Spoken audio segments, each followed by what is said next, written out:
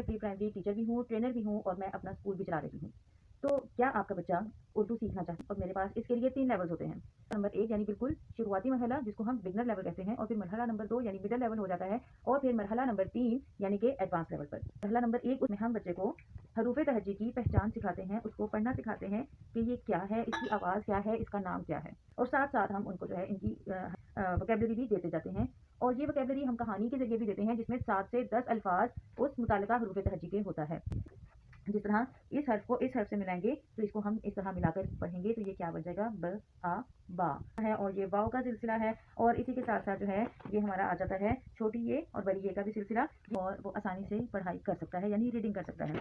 इसके अलावा हम बच्चे को साइट रीडिंग भी करवाते हैं लेवल 1, ये हम बच्चों को सिखाते हैं, और ये कहानी की सूरत में होता है, और ये वो अल्फाज होते हैं जो आमतौर पर तकरीबन हर जुमले में कहीं ना कहीं इस्तेमाल हो रहे होते हैं। इसके बाद हमारा आ जाता है लेवल 2 यानी मिडल लेवल। उसमें जो है वो हम बच्चे को सिखाते हैं भारी हरूफ, और भारी हरूफ के साथ जो है वो हम इस तरह सिखाते हैं उनको कि ये इसकी क्या आवाज़ होगी और ये कहाँ इससे कैसे कैसे जो है वो अल्फाज बनते हैं।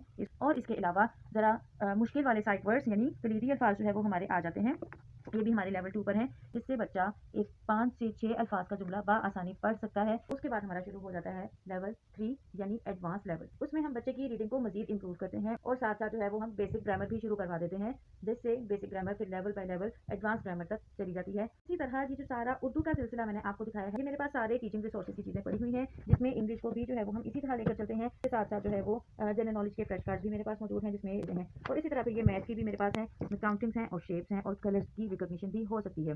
तो अगर आप अपने बच्चे को मुझसे पढ़वाना चाहते हैं तो इंशाल्लाह मैं हाजिर हूँ आपके बच्चे को पढ़ाने के लिए। बहुत बहुत ख्याल रखिएगा अपना।